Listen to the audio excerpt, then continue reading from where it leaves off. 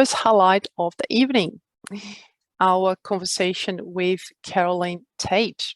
So let me stop sharing the screen, and I would like to, before reading the bio, Carolyn's bio, I'd like to share a little bit about how I met Carolyn. So it was 2019. She was delivering keynote at an accounting firm here in Melbourne. And I was very impressed with Carolyn's life story and really intrigued by her message. So I was curious to learn more, purchase her book, and since then, actually, I have been recommending her book to some of my executive coaching clients. So I love that her framework is very simple but very effective, and she's very, down to earth. Her approach is very grounded. So Carolyn Tate is a purpose pioneer, a river swimmer, and an eco explorer.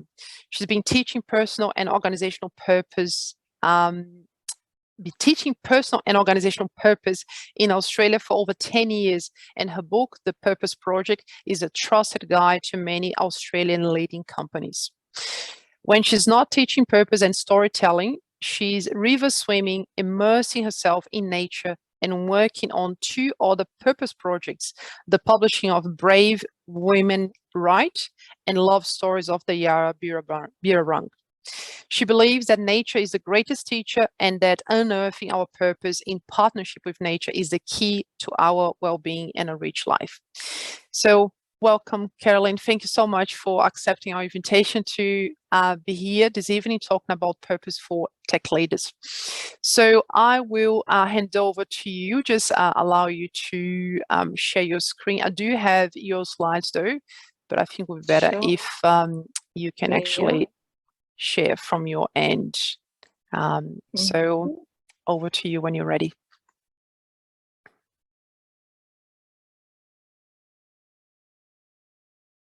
We can see your screen now. Wonderful. Okay. So, hi everybody. I'm really excited to be here. I know that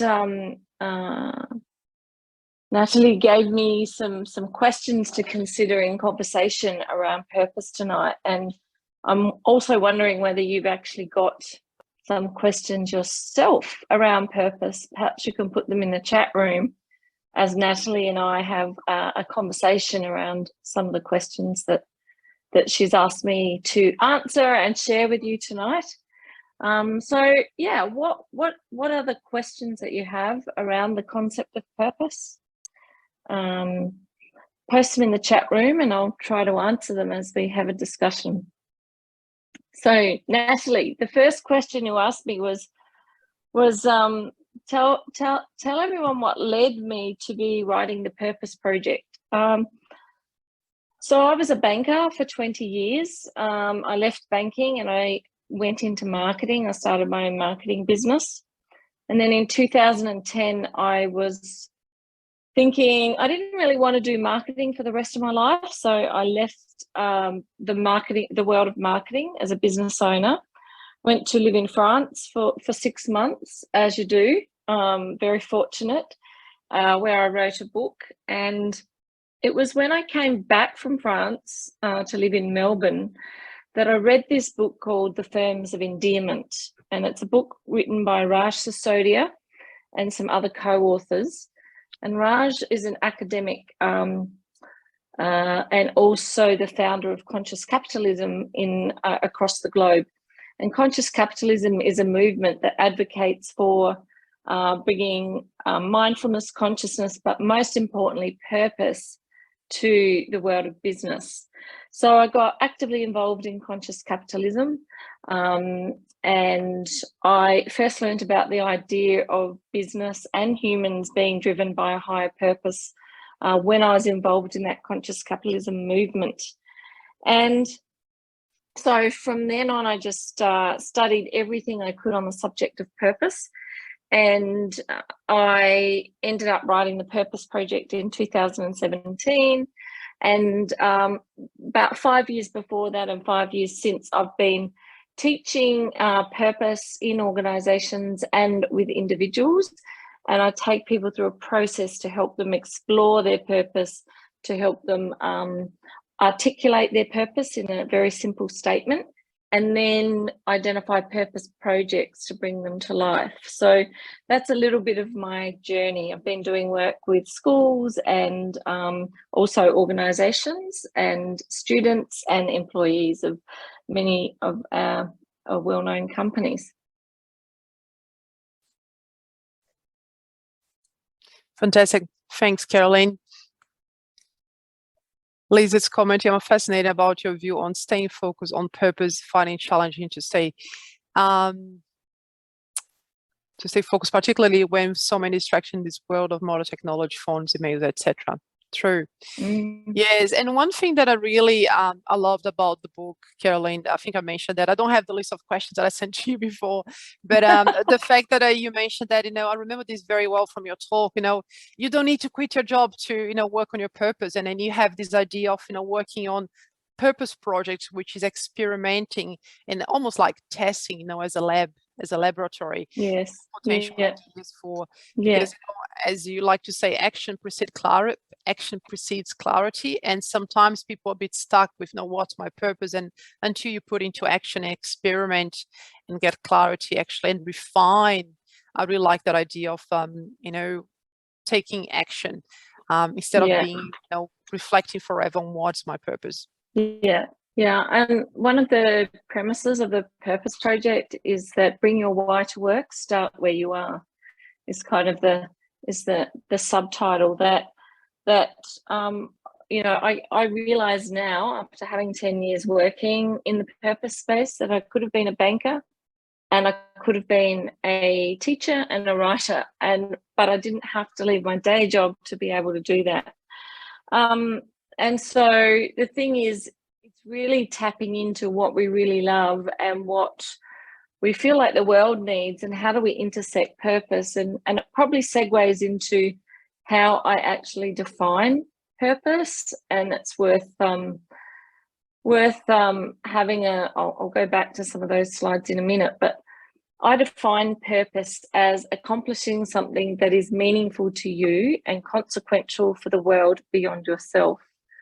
So there's 3 elements to that, and that is accomplishing something. So it's a project or an activity or an action, and that is meaningful to you, which means it makes use of your talents and skills and experience, and of consequence to others, whether that's your community, your workplace, or your own suburb, street, etc. So there's 3 elements. It's taking action, it's something that's meaningful to you, and something that's consequential for others and the world beyond yourself.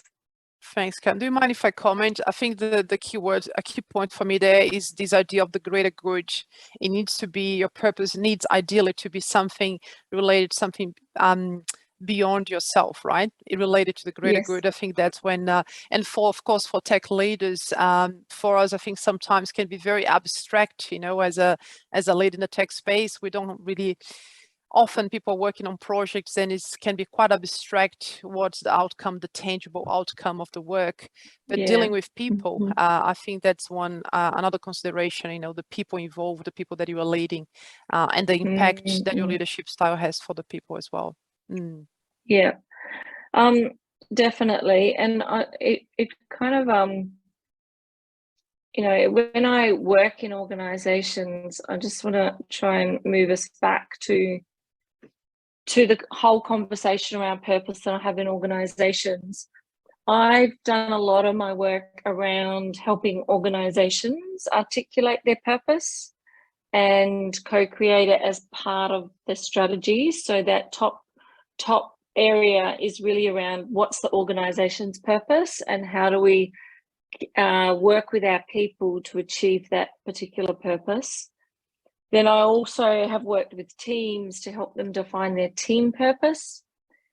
And then I also think that there's a purpose for our role. So there's a difference between what you do in your role, and there's another thing which is around why you do it. So how do you articulate your role purpose? And then there's your personal purpose, which is something kind of quite outside of your workplace. And my my work has shifted very much over the last few years from organizational purpose, sort of around those other three areas, and in helping people unlock their role purpose and also their personal purpose. And many companies are looking at that as a way to create a competitive advantage for their organization. And also with the Great Resignation and all those things that are happening around the globe, companies are now realizing that it's not just enough to orient all their people towards organization's purpose, that they have to now start thinking about these other deeper areas of personal purpose. How do we enable our people to bring their purpose to work, and also a purpose around their role? I will go back to that slide, but one of the tools that I think would be most useful for each of you is to consider your own personal purpose. So imagine you're not working and you could do whatever you want and money was no object. What would your personal purpose look like?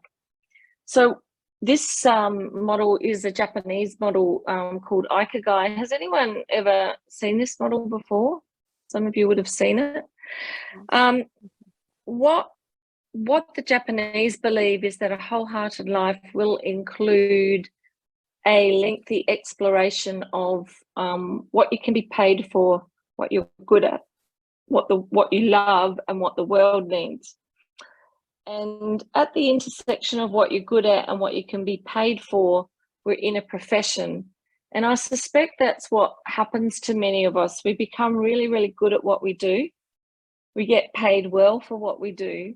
But over time, what happens is we lose connection to those things we love and our passions. And also we lose connection to what's the contribution we want to make. So the work, and I think also, and definitely when I was in banking, I was in that comfort zone of what I'm good at and what I could be paid for. And it wasn't until I left banking that I started to explore my passions for writing and teaching and a whole lot of other things. And also the things that I thought the world needed, not just the world, but my community. So the work that I do with people is really digging deep around what you love and what the world needs, and trying to create a project that will infuse your skills or what you're good at into those areas of what you love and what the world needs. So this is a really kind of intense model that I've got 50 in my book. I have 50 questions, and I ask people to journal on 50 questions around these 4 circles. And from deeply exploring particularly what you love and what the world needs, you can start to orient a project or some kind of idea that you can take on either outside of work or something you might champion within your organization as well. So it's quite a deep model that requires a fair bit of coaching around. So just to give you an example, I worked with a principal recently. She's a principal in an Islamic school. And when we did her purpose, I helped people write a purpose statement. So from exploring this model, the next step is to articulate your purpose.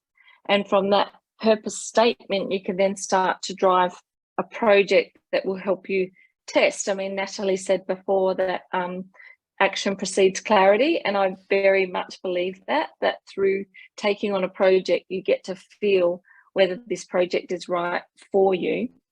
So, for example, the principal I worked with, she came up through doing this model with a purpose statement, which is to empower the community through education to become change makers for humankind and Mother Earth. And that kind of became for her sort of her purpose statement, that then she drove various projects through her school that were aligned with that.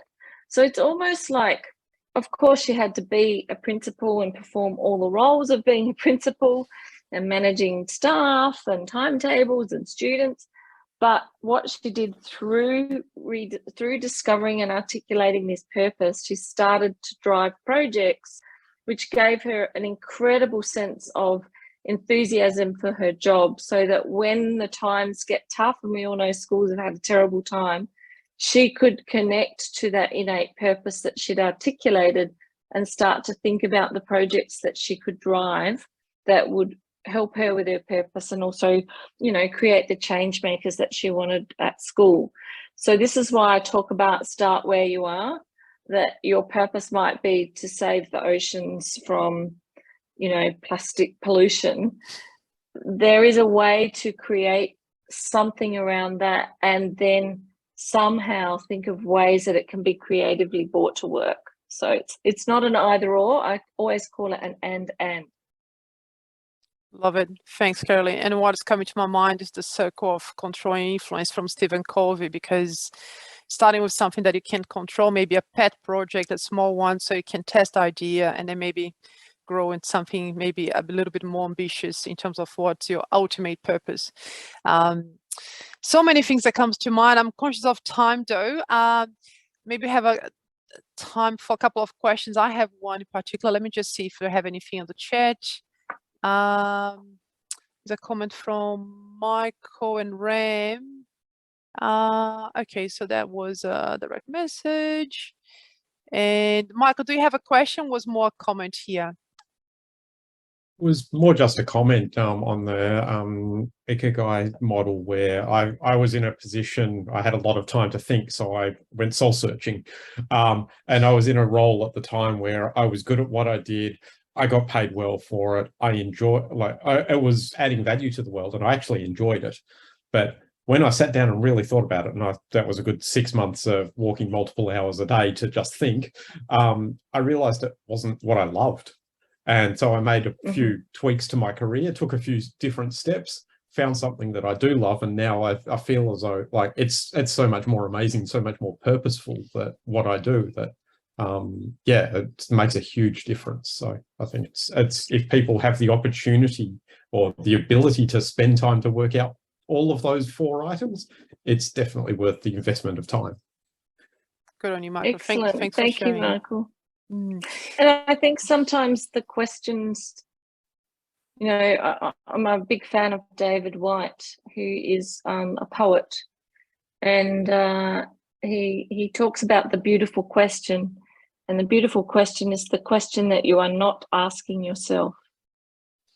And what would life look like on the other side of that question? So, you know, it's a pretty deep and big question, but I think asking ourselves the questions potentially that we've avoided is always a good place to start. The other thing is that I think there's a few myths around purpose, that people feel like once you've got your purpose, that's it and you have it for life. I've got 3 purposes and your purpose changes according to your life stage. It changes according to when the kids leave home. I always find that my coaching comes from when people are either empty nesting or decide they've been retrenched, or they're deciding that they want to leave their work and do something different. I always talk about it as being a practice. So you are lucky, Michael, to kind of have that time to devote to really exploring this.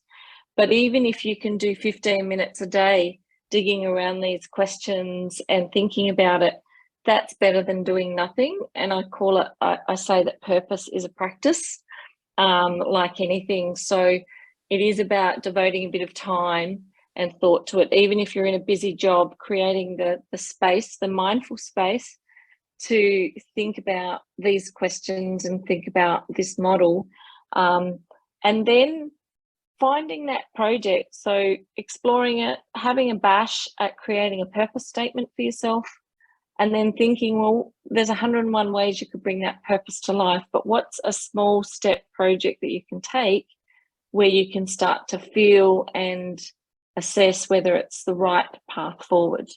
I think experiment is the word that I love. Curiosity and experimentation. I always say be serious, be curious, not serious, and treat it as a game. Like it's not, you know, I think for many people, the idea of pursuing purpose is this unfathomable, like, I've got to go and give away all my worldly goods and do what Buddha did and go and sit on a mountain and wait for it to come.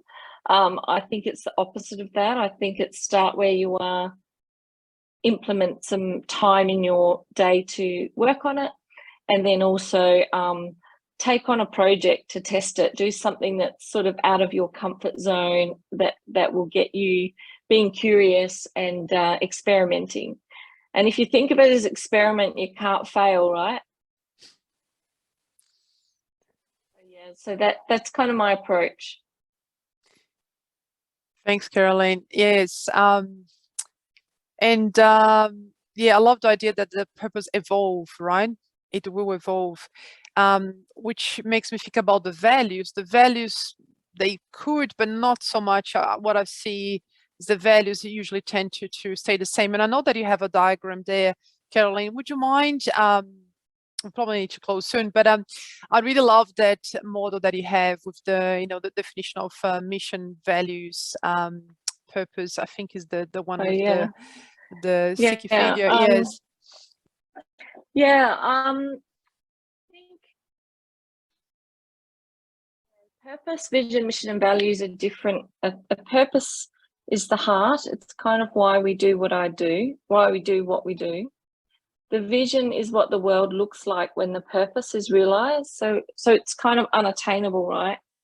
And then the path from purpose to vision is your mission. It's how we get from our purpose to our vision. There's 101 ways you can get from purpose to vision, and that's where the experimental piece comes in. And the values are what drive it, are how we behave and what we stand for. You compromise a value, then you compromise your purpose and your vision and your mission.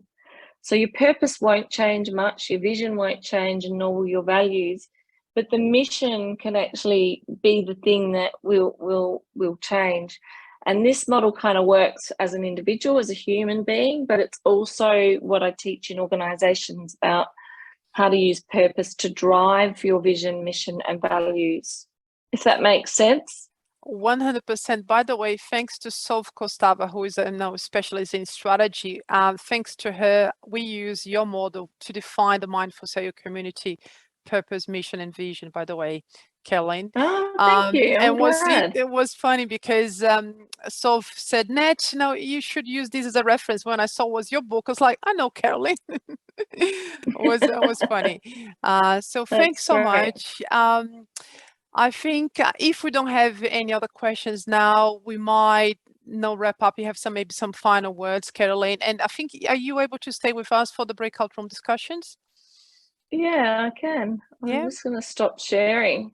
Okay. Thanks, Michael, for sharing your website. And yes, and we'll share the slides. I've done that now, haven't I?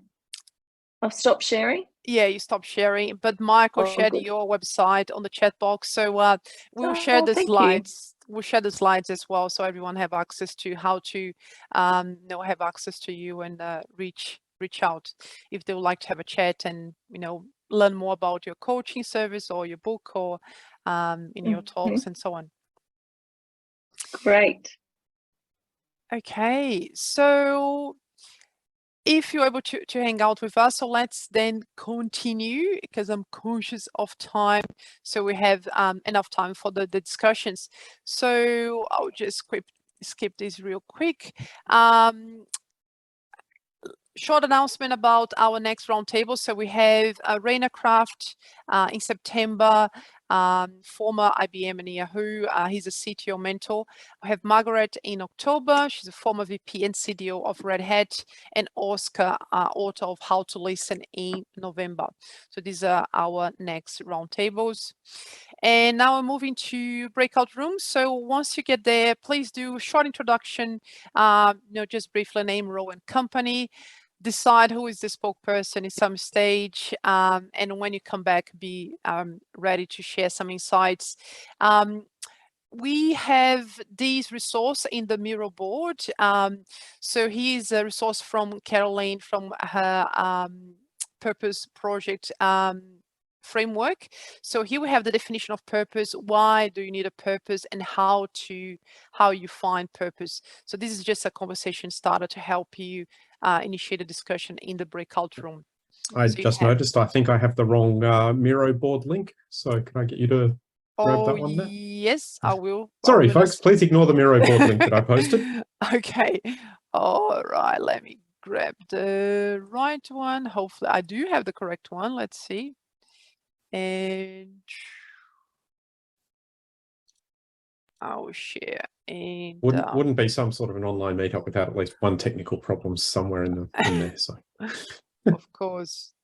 So I'll let you test this one, Michael.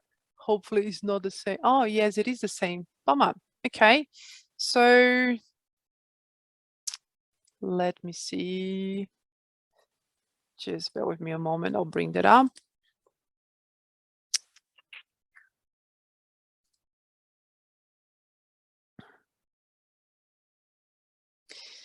Here we go. Here we go.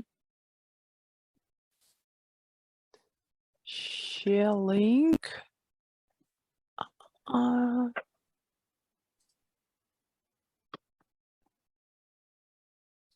Cool, can edit. Wonderful. Copyboard link coming. And there it is. Apologies for that, everyone. So once you get to the Miro board, sometimes people rebel and don't use the Miro board at all. You're welcome to do the same, in your breakout room. But the idea is to give you a little bit of structure so you actually have somewhere to start the conversation. But you have the resource that was shared before in there as a reference. And we recommend you to talk about what do you agree or disagree with what was discussed here before, presented by Carolyn. What are the challenges of defining or having clarity on your purpose? Have you tried, like Michael, perhaps refined maybe? What are the tips and hacks, comments or questions? So anything really that comes to mind around the topic that is the theme for this evening. So Michael will open the breakout rooms shortly. We try to mix you up so you have chance to connect with people that you haven't the last time if you're a regular, and for of course the new members will be all fresh and you're meeting brand new people. So enjoy, and I'll see you back here in about probably will be around 20-ish so we can finish on time. So rooms will be opening soon. There we go. Cool. So see you in 20.